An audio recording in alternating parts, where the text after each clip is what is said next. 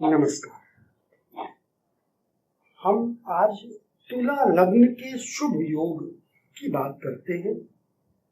तुला लग्न में शनि चतुर्थ भाव जो त्रिकोण का भाव है, केंद्र भाव है, केंद्र भाव का स्वामी होता है और पंचम भाव यानी त्रिकोण का स्वामी होता है। केंद्र त्रिकोण का अगर कोई भी ग्रह एक साथ स्वामी बन जाता है तो वो राजयोग कारक ग्रह बन जाता है और राजयोग कारक ग्रह बहुत अच्छे शुभ परिणाम देता है। धन के मामले में, मान सम्मान के मामले में या जीवन के किसी भी क्षेत्र में, राजयोग कारक जीवन के प्रत्येक क्षेत्र में बहुत अच्छे शुभ परिणाम देता है।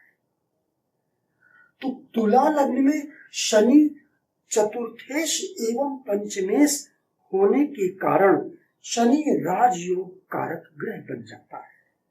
अब यदि यह शनि किसी बुरे भाव में स्थित ना हो और बुरे क्रूर ग्रहों के द्वारा पीड़ित ना हो तो शनि बहुत अच्छे परिणाम देता है। अच्छा, अब यही शनि अगर चंद्रमा यहां लग्न में स्थित हो जाए, चंद्रमा लग्न में स्थित हो और शनि कहीं भी केंद्र अथवा त्रिकोण में स्थित हो, एकादश भाव में अथवा द्वितीय भाव में स्थित हो, तो ऐसा शनि छप्पर फाड़ कर धन देता है। ऐसा इसलिए है कि एक तो शनि पहले ही तुला लग्न के लिए राजयोग कारक ग्रह बन जाता है और दूसरा अगर चंद्रमा लग्न में स्थित हो जाता है तो ये लग्न भी है और अब चंद्रमा के स्थित होने से ये चंद्र लग्न भी बन गई है। तो इस तरह दो लग्नों से शनि राजयोग कारक ग्रह बन जाता है।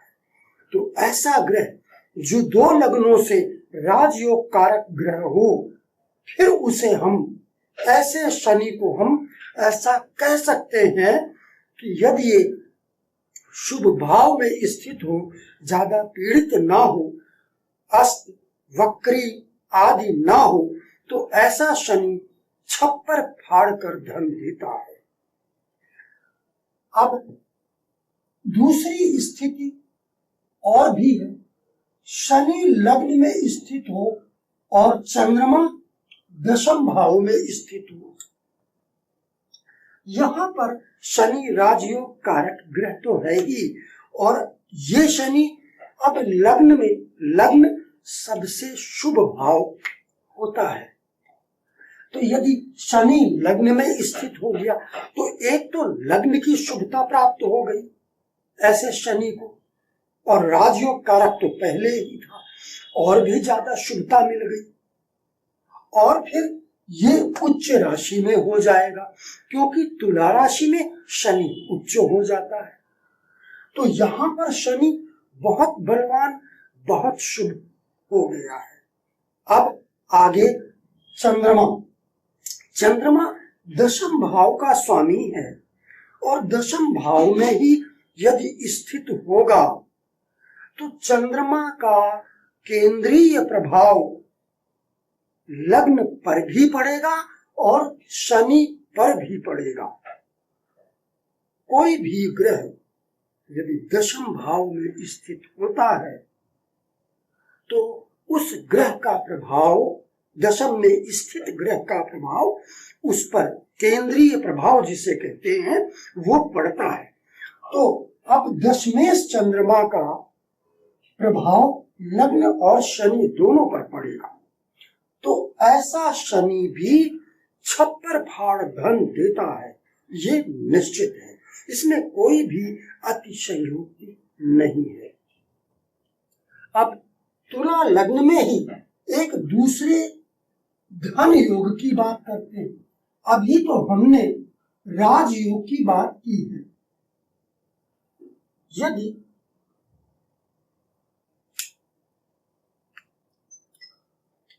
तुला लग्न में बुध लग्न में स्थित हो, शुक्र भी लग्न में स्थित हो और सूर्य भी लग्न में स्थित हो, तो ये एक प्रबल धन योग का निर्माण होता है। कैसे? बुध भाग्य भाव का स्वामी है। भाग्य भाव यानी नवम भाव यानी त्रिकोण भाव। त्रिकोण यानी ये भाग्य का तो है ही, धन का भाव भी है। त्रिकोण भाव धन भी देता है। तो बुध भाग्य भाव का, त्रिकोण भाव का यानी शुभ भाव का स्वामी है और अपनी मित्र राशि में जाकर और लग्न में बैठा है, तो लग्न की शुभता भी बुध को प्राप्त होगी। फिर लाभ भाव का स्वामी सूर्य, लाभ भाव का स्वामी सूर्य भी लग्न में स्थित है, तो ये भी धन का ही भाव है और इसका स्वामी लग्न में बैठा है। फिर लग्नेश शुक्र भी लग्न में स्थित हो, तो अब लग्नेश और सूर्य दोनों ही धन, ये तीनों ग्रह अब धन के प्रतिनिधि हो गए। लग्न के तो कारकत्व ही है स्वास्थ्य, आय, धन, मान, सम्मान। तो शुक्र तो हो ही गया धन का प्रतिनिधि।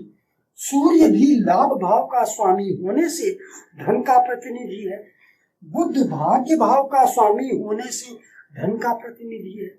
फिर इसके अलावा शुक्र लग्नेश और बुध नवमेश, इनका राजयोग भी बन रहा है, क्योंकि जो लग्न है ये इसे हम केंद्र भाव भी कहते हैं और त्रिकोण भाव भी, और नवम भाव तो त्रिकोण भाव ही है।